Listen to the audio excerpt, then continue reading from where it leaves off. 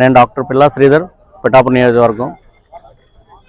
ఈరోజు తాడేపల్లిగూడెంలో జరగబోయే ఈ తెలుగుదేశం జనసేన భారీ బహిరంగ సభ నా భూతో నా భవిష్యత్ అనే విధంగా ఉండబోతుంది.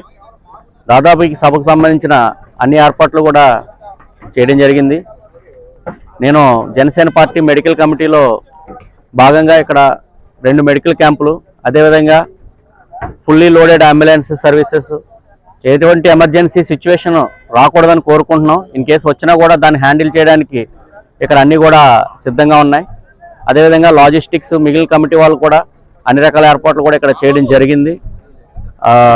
అందరికీ బటర్ మిల్క్, వాటర్, అదేవిధంగా ఫుడ్ ఐటమ్స్ అన్నీ కూడా ఏర్పాటు చేయడం జరిగింది.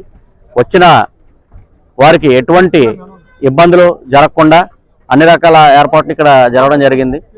మళ్ళీ ఈ సభను బీటౌట్ చేయాలంటే ఎలక్షన్స్ చివరిలో జరిగే ఆఖరి సభ బీటౌట్ చేయగలిగితే తప్పితే ఇంకా ఏ సభలో కూడా దీన్ని బీటౌట్ చేసే విధంగా ఉండవు. ఏ పార్టీ సభలు పెట్టుకున్నా కూడా దీన్ని బీటౌట్ చేయలేమని ఈ సందర్భంగా తెలియజేస్తున్నాను. ఈ సభ నుంచి ఎన్నికల శంఖారావం మొదలవుతుంది.